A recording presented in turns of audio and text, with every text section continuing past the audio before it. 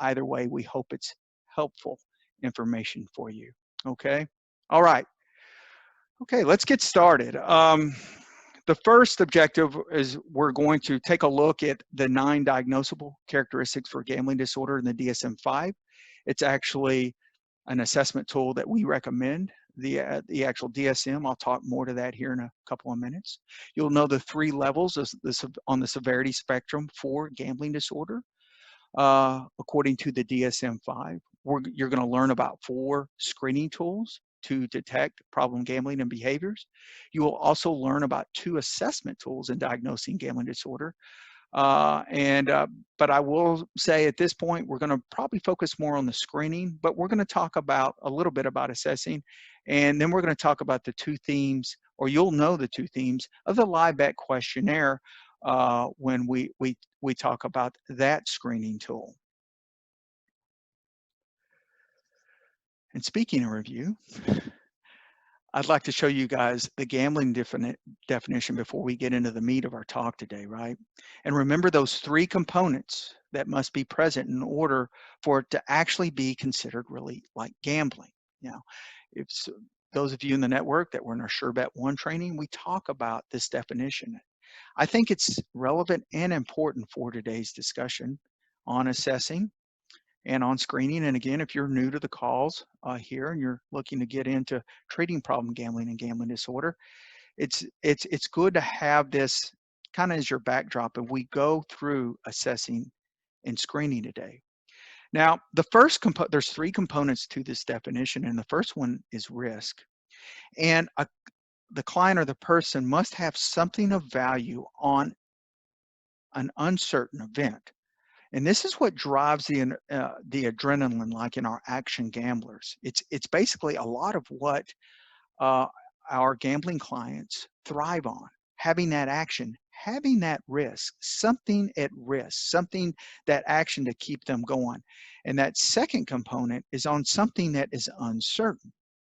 And there is also the third component. It's the goal of winning something larger, of perhaps maybe material value, which the gambler sees as being able to hit maybe the reset button and being the hero at home or wherever, or even to be able to play longer. You know, if you're an escape gambler, the hopes of winning all tie into so that you can sit in front of the machine longer and just escape from all the world's problems. Either way, the third component of our gambling definition, it provides problem gamblers that hope that they can either hit the reset button or they can continue to escape whatever they might be avoiding, you know, with life. This isn't a distinguishing or difference between substance abuse or substance use disorders and gambling addiction, right? So I believe that goal, okay, that goal of winning something larger is a difference from substance use addictions or disorders that you might want to keep in mind while you're screening and assessing your clients. Now, real quickly, I do want to make mention of the ASAM criteria in gambling disorder and what it looks like through the lens, starting with the levels of care when we're looking at problem gambling, right? And unfortunately, right now in North Carolina, and I can say in the nation, it's limited, right? Beyond outpatient services. So it is our hope that we'll be able to, there'll be, you know, in the near future, especially with all, you know, with North Carolina legalized sports gambling, that's happening across the nation, state to state, and all the other legalized gambling options that are coming, and with gaming coming, you know, we're seeing a need perhaps in the near future, maybe of some more centers, and centers that exclusively serve to problem gambling and gambling disorder itself.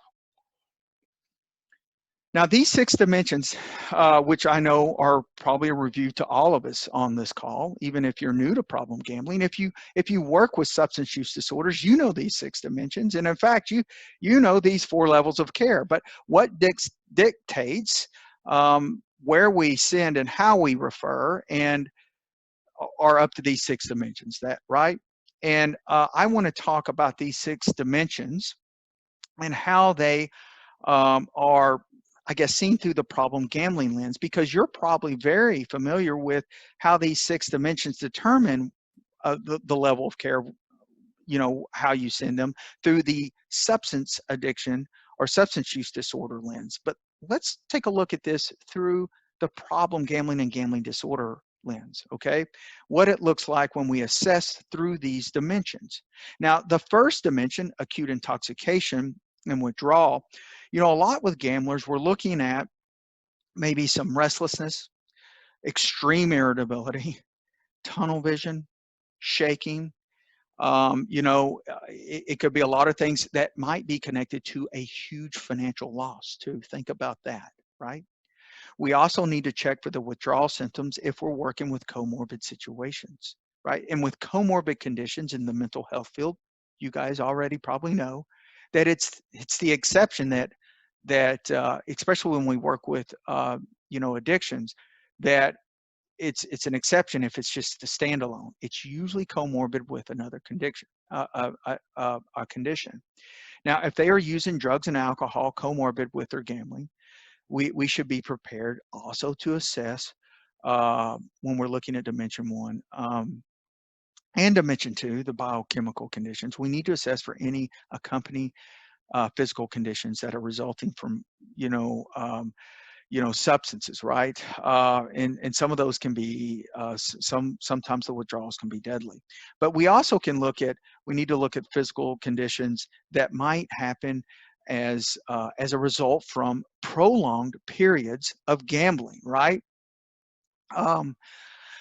Those include the physical symptoms anyways: high blood pressure, heart problems, urinary tract infections, sleeplessness, fatigue, and ulcers. All these things happen and are true. I can tell you stories that I've heard from casino security staff on what happens when someone sits in front of a machine for 3 days straight without going to the restroom.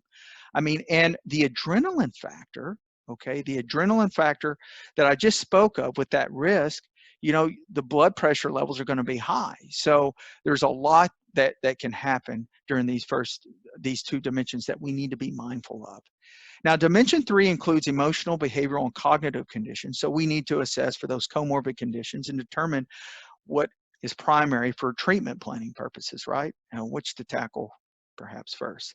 And as mentioned earlier, we need to assess for cross addictions such as substances, but we also need to be on the lookout for mood disorders because when you're dealing with gambling disorder or just problem gambling, and when it's combined with major depressive disorder or even dysthymia, I mean, it can be very dangerous because of the suicide potential. I'm going to talk more to that near the end of this talk about money, the money connection, and suicide, because we have to be mindful of this while we're screening and very mindful of it while we're assessing.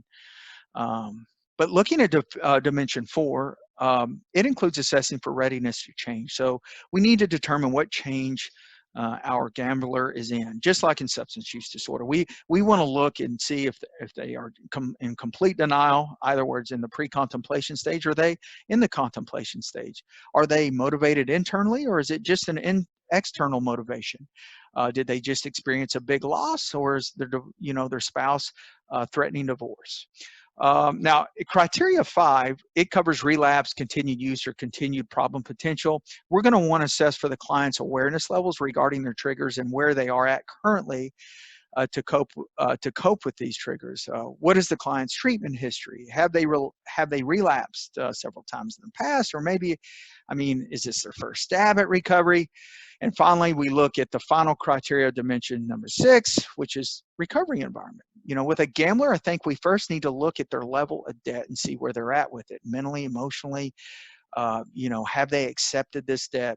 Because this is very important, actually, with treating gambling and gambling disorder, how the gambler, even in recovery, is dealing with their debt issue.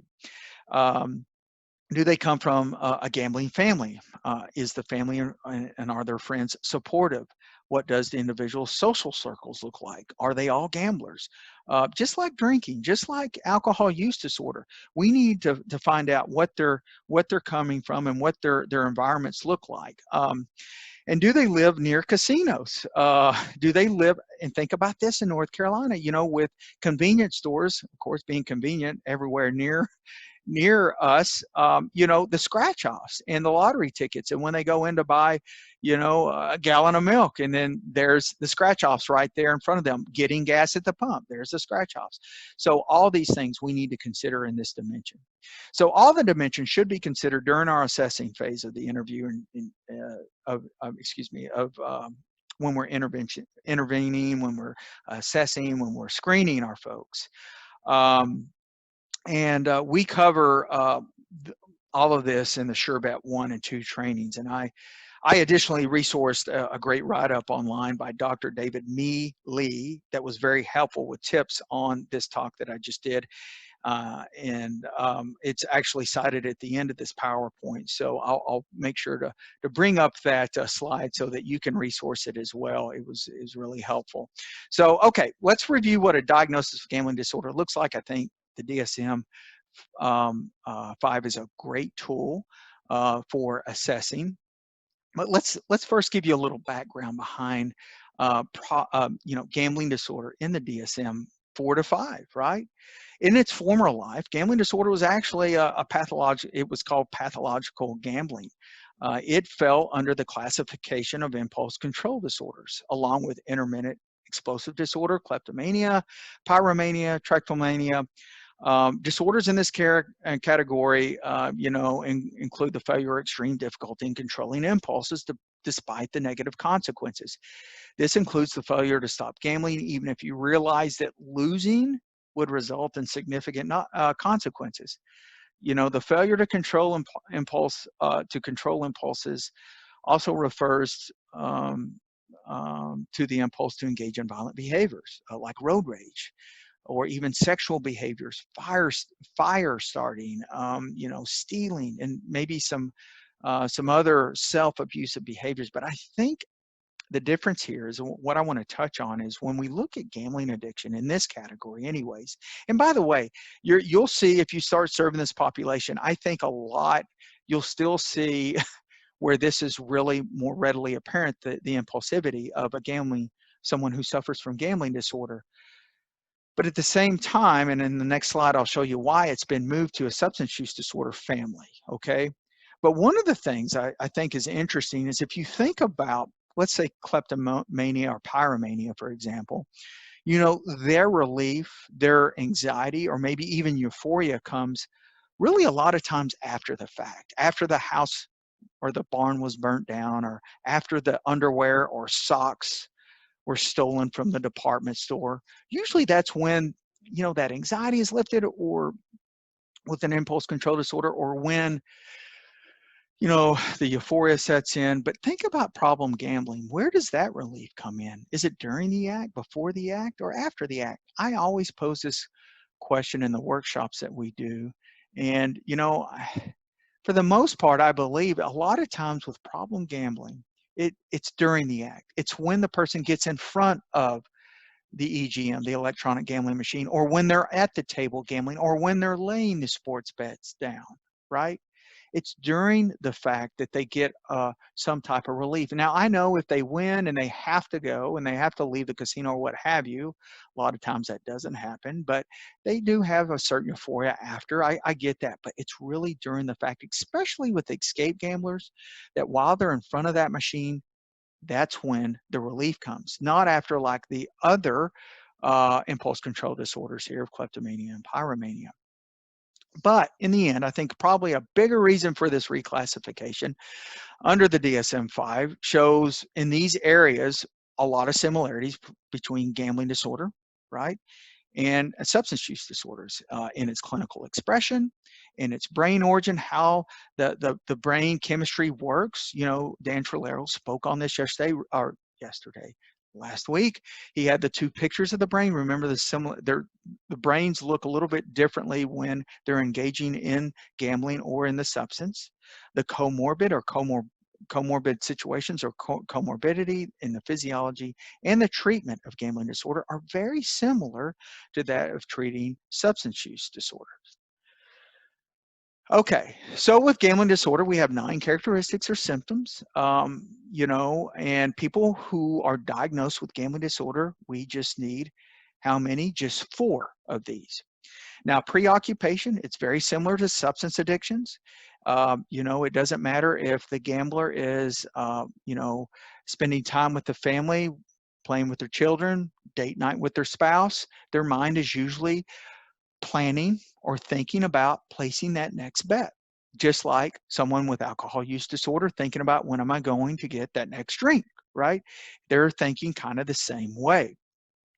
Increased tolerance is still, I hate to use this term, but it's fascinating, but it's very similar to substance addictions like alcohol use disorder and opiates.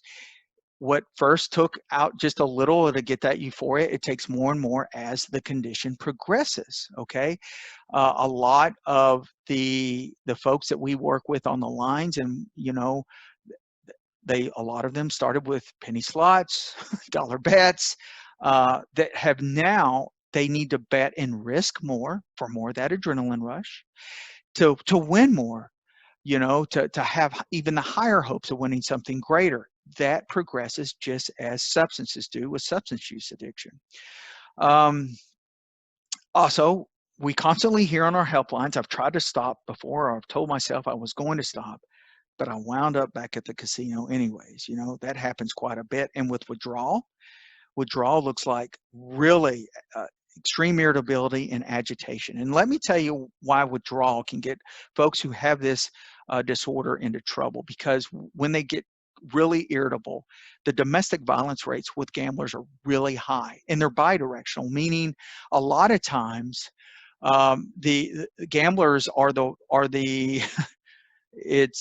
they are the subject of the violence, right? So it goes both ways. And when a gambler loses their money and they become home irritable after the casino or wherever they were gambling, it can go either way. So irritability can be really nasty, and you know, agitation and restlessness and all those things. Escape. Escape is wanting to get away from it all, and when I say escape, I mean really escape. These are the folks in more acute cases, they sit in front of the machines for days on end. Chasing is a phenomenon that you've probably heard about if you're new to problem gambling or serving this population. Chasing your losses is the most common one, meaning that if someone loses their money or they put their money down on a bet, they chase their they feel that it's their money and they'll chase it till the ends of the earth. In all honesty, when you go into a casino and you put money down on a table, when you put the money down, it's the house's money, right? If you happen to get it back, boy, you're really lucky. If you happen to win more back, you need to walk away. But yeah, so you can also though chase wins. Chasing wins and chasing a lifestyle that a problem gambler feeds off of a distortion that they feel that is due to them based on gambling is another chase. They're chasing wins, chasing a lifestyle of being something that perhaps they wish to be through gambling. That's a chasing phenomenon as well. So you can chase wins, losses, and a lifestyle. And while chasing, by the way, you're losing your money, the kids' college fund, and your family's money, right? Lying. If you're having to lie about anything, right? If you're dishonest about something, something's off, something's wrong, right? So lying about things about where you've been, the frequency of how long you're gambling, all these things come into play. Of course, loss of control, continuing to gamble despite consequences, just like a substance, just like DUIs. They can continue to drink even after 5 or 6 DUIs and driving despite consequences. It's just out of loss of control, right? Same thing with gambling. The thing with gambling with loss of control too is a lot of times the gambler is chasing that win. They really think that they're going to win, be able to hit the reset button and start over. So that's something to consider in treatment.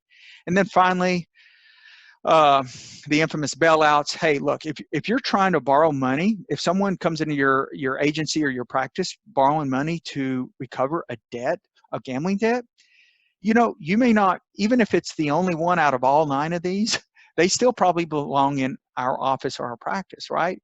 It might be a frontal lobe talk. It might be, either way, there's some poor judgment and poor decision making going on. So yeah, receiving bailouts is a big one. And here are the severity levels, another learning objective of ours. You know, if you're at 4 to 5 of these, you're looking at low or mild diagnosis. 6 to 7 of these are moderate. Just imagine having 6 to 7 of these. And then we can take it a step further. 8 to 9 are severe, right? Yeah. Okay.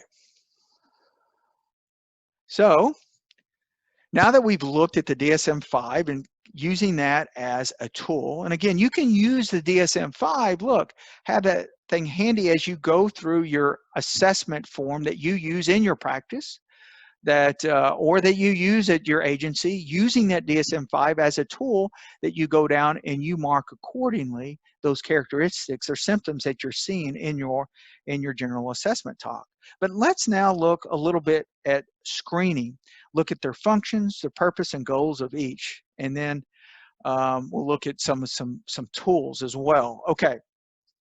So starting with the purpose or goals of a screening tool, I'm sure all of us know on this call, the goal of a screening tool is to determine if we need to actually assess, if we need to dig further. Do we need an evaluation? Listen, our screening tools range from 2 questions to 20 questions, okay? And we're going to talk about those differences and give you some recommendations on when to use which. But all a screening tool does is it determines need for further evaluation. You know, with a 2-question tool like the LIBET questionnaire, that could be on the phone. That could be in an open discussion when they first sit down. And you can say, okay, perhaps in your mind as a therapist, hey, we need to take this a step further. It does not, you know, I think screening tools can be used to complement assessment tools, but it can't be used for a diagnosis. But assessment tools, as we just went over with the DSM-5, can provide a diagnosis, and also, as we saw, can determine severity. And when we speak on the more general goals of screening and assessing, we have to consider and be ready for suicide ideation or them being in danger when we're evaluating their acuity, you know, in the assessment. In fact, it should be our number one priority, right? To keep our clients safe. And the suicide rates amongst problem gamblers, if you don't know, again, if you're new to our calls and you're looking to get into this area, look, suicide and gambling, I'm putting together, you know, a webinar for another state now, and I hope to, you know, present it to North Carolina. I know Dr. David Ledgerwood did a couple of years ago, but it's amongst the highest of all addictions, the suicide rate, because of the shame that's connected to it, because of the money that's connected to it, the financial devastation. So we need to keep that on the back of our mind when we're when we're screening and assessing. And we should be also assessing, while keeping that in mind, of course, motivation levels, specifically determining the state of change for the client. And we spoke about this earlier during our 6 dimensions. You know, are they experiencing ambivalence? Are they in the contemplation stage? Is it complete denial?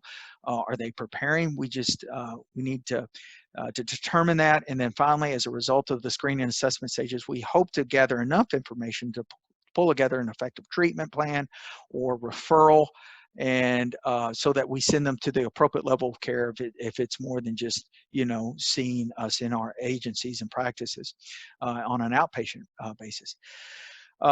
So these are the things that should be kind of in the back of our minds as we assess and screen.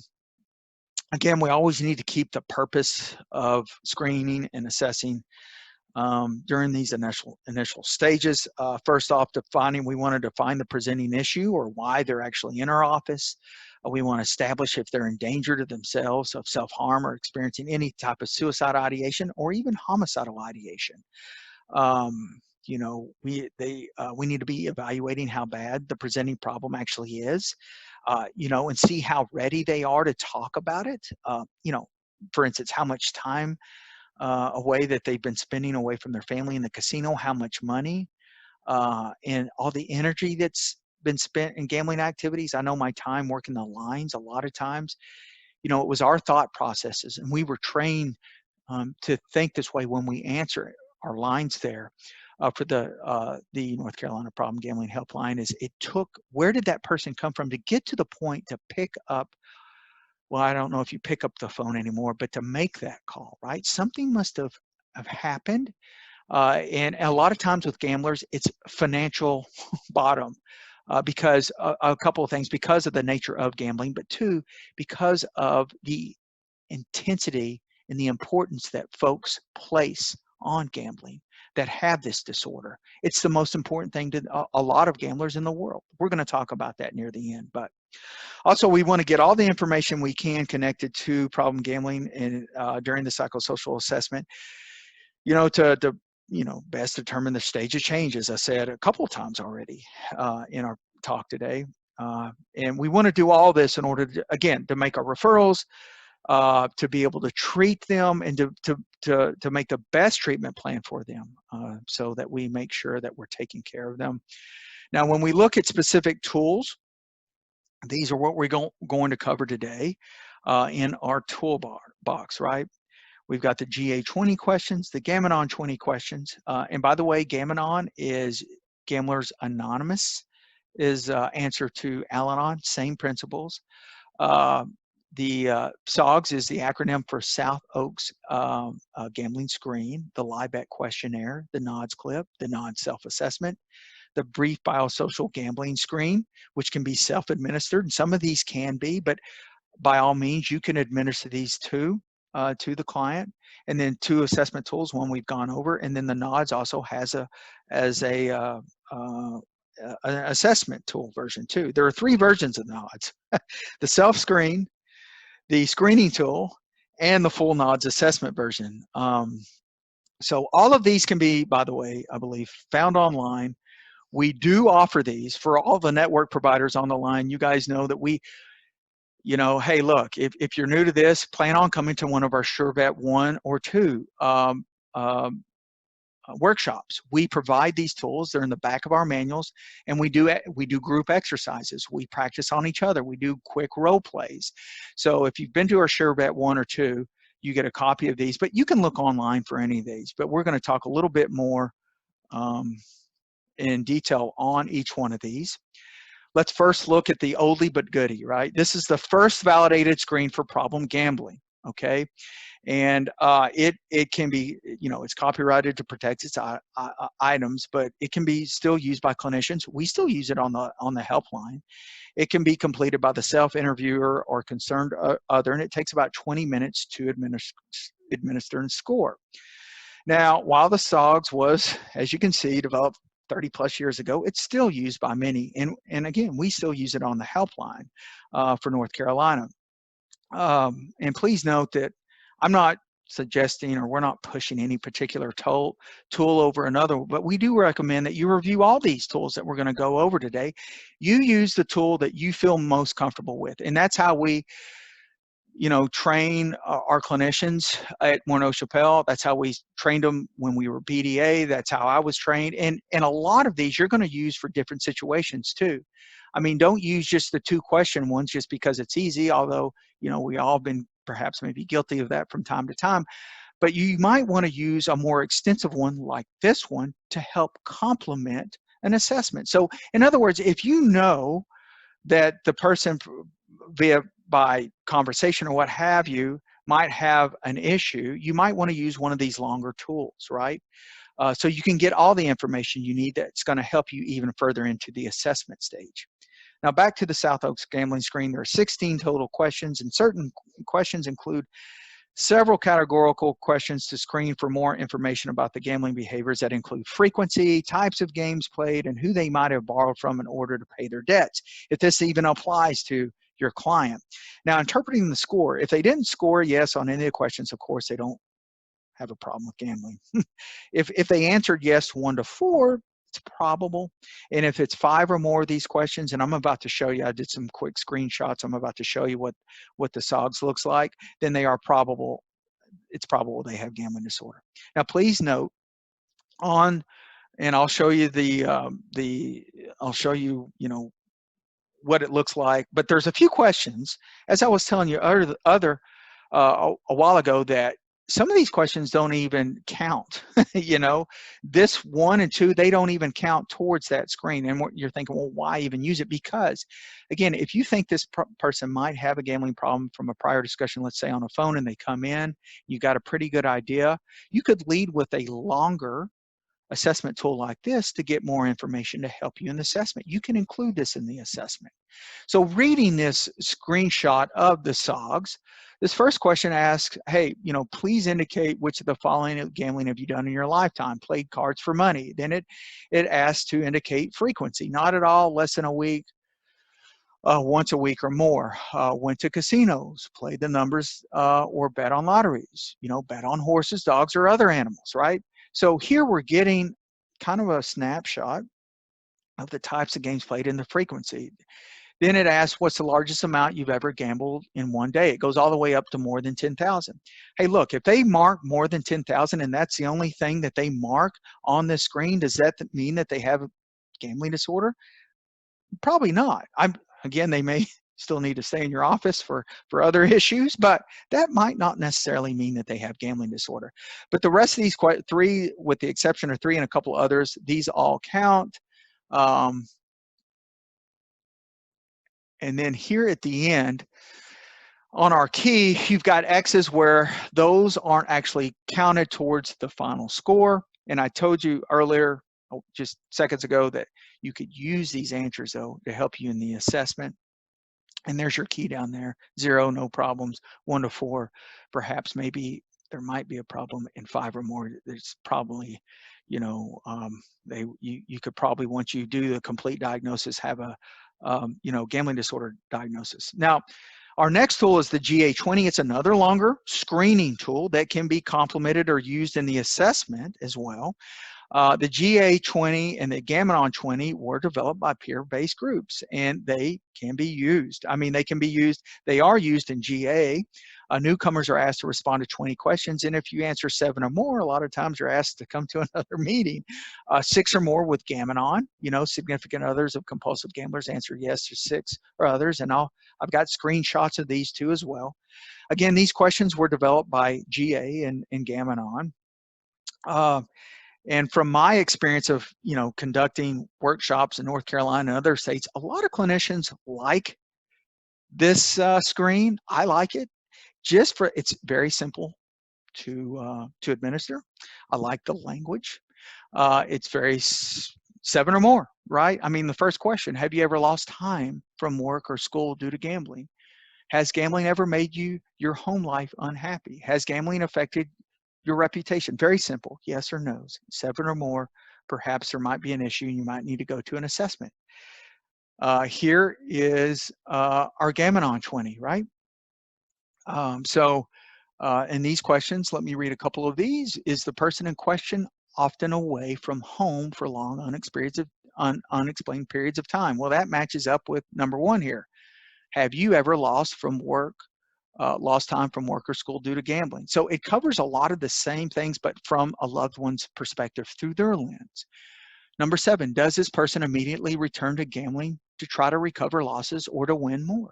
Okay, are they chasing, So I think another reason I like the Gam-Anon 20 and the GA20 is they're the 2 screening tools, from my experience, what I've seen, that talk about self-harm, suicide, right? So number 18 here, does this person ever suffer from remorse or depression due to gambling, sometimes to the point of self-destruction? Okay, same question is answered in, of course, position a little bit differently on the GA20. Have you ever considered self-destruction or suicide as a result of your gambling? So just things to note, and some of the reasons why I like one over the other, but those are the 2 more comprehensive screening tools that I think can complement an assessment. But by all means, you can use this. So yeah. Okay, so let's look at the shorter ones here, the easier, quick tools. The NODS clip. The live bet. The live bet is 2 questions. It covers basically losing control or lying. Have you ever felt the need to bet more and more money? Have you ever had to lie to people important to you about how much you gamble? Hey, depending on the case of the client, this is a very quick, effective tool to determine if future assessment is needed, right? And you can do this in a conversation as well. You could do this over the phone. Here's our NODS clip. And there's 3 in the NODS family. This is the shorter one. It covers, it's very simple. very effective. It asks about loss of control, which is your first question here. Then it asks about lying, and then it asks about preoccupation, right? Have there ever been periods of lasting 2 weeks or longer when you spent a lot of time thinking about your gambling experience or planning out future gambling ventures or bets? You know, like the lie bet questionnaire, it's very simple, very effective, very easy. You can just do this in a conversation, right? On the phone. Okay, the NODS offers, this is the second one in the NODS family. It's a self-assessment tool that, you know, any individual can administer upon themselves as well, with just 10 simple yes, no questions, 0 yeses, no problem, 1 to 2, perhaps mild, 3 to 4 yeses lands at a moderate risk, and 5 to 10 indicates more than likely it might be consistent with a gambling disorder. Okay, and there is an example straight from morethangambling.com. They're North Carolina guys, right? So that's what the NODS tool looks like. And then we have the brief biosocial gambling screen.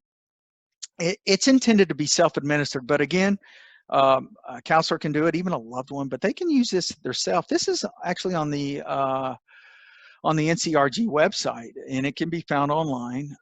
We usually don't include this tool on our SureBets or SureBet One, but I added it to this webinar just for another screening tool, just so you'd be aware. It's very easy to utilize as well. It's another shorter one. Yes to any one of these 3 questions means the individual is at risk for developing a gambling problem. It addresses withdrawal symptoms, you know, which is a little bit different from the others. It addresses bailouts. You know, the last question here, hey, during the past 12 months, did you have such financial troubles as a result of your gambling that you had to get help with living expenses from either family, friends, or welfare? So another very simple screen. Okay, and now real quickly, I want to talk about the NODS assessment. This is our last tool we're going to actually take a look at from the NODS, and it's from the NODS family.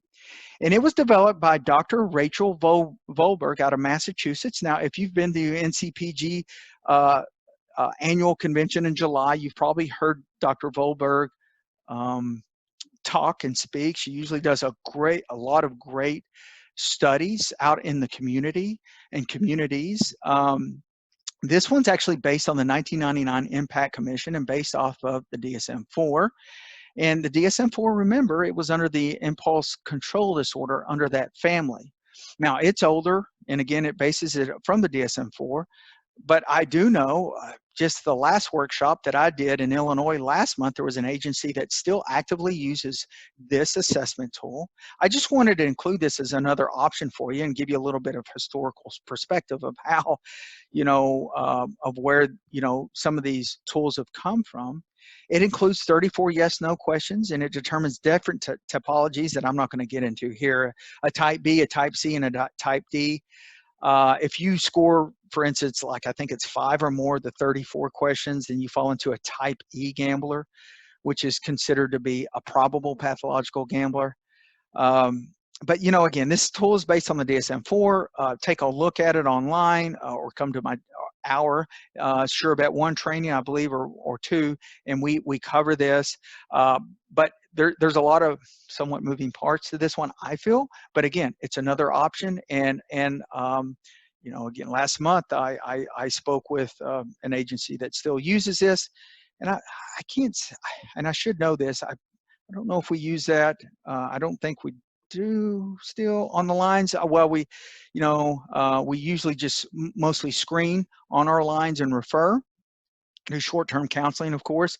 But I do know that we use some of the NODS tools in our call to change. So anyways, you know that this is here, and it's another option for you, okay, as far as assessments.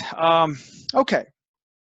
So in the end here, I want to talk a little bit about suicide and money. Again, because we may have some new callers on the line for you folks in our network. Again, this is going to be hopefully a helpful review, but you know, these are 2 distinguishing and dangerous characteristics that we need to be mindful of this condition, of this disorder, gambling disorder. Now, while we understand, we know I know, you know, all addictions cost money, right? And the pain from any addiction, whether it's you know, a process addiction with food or with money like this one, or if it's to a substance, it can drive its victims to suicide ideation and ultimately to attempts, right? This particular disorder has a direct relationship with money, and the damage and shame it produces can put folks in a very dark place. Okay, and we need to know that, especially from the time they walk into our offices and we start this initial screening process through the assessments, through treatment. We need to check in with them. We need to do our put our crisis caps on, right, and then ask those questions. So starting with suicide, I took this slide from our SureBet 3 series from 2 years ago when we talked about violence. Violence upon oneself was part of the segment, and I included this slide, but I thought this was relevant. 5% of all suicides related to compulsive gambling are 17% of, and 17% of our emergency room admissions are tied to compulsive gambling. A 2003 study showed that 4 out of every 10 compulsive gamblers in a gambling treatment program had at least one attempt, not ideation, attempt. This 1997 journal article talked about, you know, cities that had legalized gambling. There was you know, like in casinos like Vegas, their rates were 4 times higher than that were comparable to cities at the same time that were in the same size that didn't have gambling. And out of all the addictions, gamblers had the highest suicide rate. A 1995 study noted that 7 out of 10 compulsive gamblers had contemplated suicide, and 1 out of 6 made a previous attempt. I see a couple of you guys have your hands up. I'm going to try to shoot through some of this, so perhaps I can get to your hands or your questions, right? Okay, so knowing these numbers, we really need to assess for it. We need to be on the lookout for it during screening and assessing, because it can sometimes be challenging to detect, because you have to remind yourself this is a hidden disease, meaning that a lot of the visible signs that we're used to, if you're coming from the substance addiction world like I did, like I have, like I do, that seeing and detecting substances isn't a part of gambling disorder, meaning there are no track marks, there are no, they're not disheveled a lot of times. There are no smells, you know, a sweet smell or that sour smell from alcohol. So we need to ask the appropriate questions and assess for ideation consistently with problem gamblers to keep them safe, or to assist them through the challenging thoughts and feelings so that we can help them cope during these dangerous episodes. And remember that problem gamblers are really vulnerable during times, well, when they get caught, you know, when they get caught, because a lot of times our problem gamblers, especially action gamblers, have a lot of charisma. They're great actors. They're great. They're not always honest, so they can continue gambling. Or even when finances get desperate. These two situations, when finances get desperate and they get caught, they're very times of sensitive times. And the importance that our problem gambling clients place on money, the shame that gets involved, you know, and then also the other connection is risk and impulsivity. You know, gamblers love risk because of that adrenaline, and the impulsivity is often a characteristic of risk takers. And finally, mood disorders, when they're connected to this, it can be really, really dangerous. And we already spoke on that a little bit. So I'll keep moving here. And again, that direct relationship with money is what makes this disorder so dangerous, with the risks that are involved with relapse, the ultimate risk of suicide. And since it can be the drug for this disorder, the drug being money, we need to look at it as a process addiction. Now, I kind of indicated towards that earlier, because look, when a gambler gets a $20 bill in their hand, what happens in their mind, in their body, in their soul is a little bit different than someone who looks at money in a healthy way. It's just like when someone who suffers from alcohol use disorder, if they get alcohol in their system, you know, something happens. Same thing with food. That's a great analogy actually, with a process addiction. When food gets on the palate of someone who has an eating disorder, whether if it's bulimia, overeating, or anorexia, something happens in their mind, body, and soul that's a little bit different than someone who doesn't have that condition. So we need to be mindful of this, where money plays and how it plays out in our problem gamblers in their lives, right? And The end result of this unhealthy relationship injures more than just the problem gambler. In fact, studies show 8 to 10 significant others are impacted. Think about the savings, the credit ratings, the home equity, the material possessions. The family can be held liable for debts for years. Threats from loan sharks, bookies, creditors, and utilities. Loss of retirement from kids' college tuition funds. Debt can last for many years. I talk a little bit about this in our Sure Bet series when I'm there, when I'm, presenting. And I talk about, being prepared, and you need to be prepared for this even at the assessment stage, that you're going to be working, if you're going to be working with problem gamblers, you're going to have to give them some healthy coping skills and tools on how to handle sometimes thousands of dollars of debt, hundreds of thousands that stay around for a long time. I know stories of people in recovery that pay $1 every month until they die so they never forget. But in the initial term, when we're assessing, just know that they're not there yet, and just be ready. We need to get their levels of debt so we know in treatment planning where the focus is going to have to be, because that debt is the devil that wakes them up in the morning, right? I mean, this could go on for years. This will go on beyond even the initial recovery time. I'll never forget one of my first callers from Connecticut, a woman that had been in retirement with her husband 10, 12 years, married 35, 40 years. She had no idea what they were up against when she started looking through their finances. But I need to keep moving here, so perhaps I can take a look at these questions. On our biopsychosocial assessments, we need to always keep in mind, we need to get family history on how they view money, where money is played in their life. Did they grow up with a lot of money, middle class, or no money? Know what their viewpoints are on money, how driven they are behind it, what their, and then also suicide. Is there a suicide history? Not with just your gambling client, but with their background in their family. Has there ever been an attempt in their family? You need to know these things because of the higher rates of suicide that are connected to this addiction. Okay, so that's my review. Those are the references that we've used. Let me take a quick look. I know a couple of you had your hands raised. Let me see if I can get to this. Bear with me. Oh, we have a chat. Let me ask that question. Father made risky real estate deals, lost all property at home, kept trying to make another deal to recoup losses, saw symptoms as a problem gambler. I agree, Becky.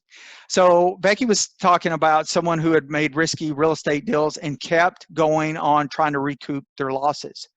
So to me, I feel that is chasing. You'll see chasing just not in gambling per se, but in gaming, in business, with the stock market.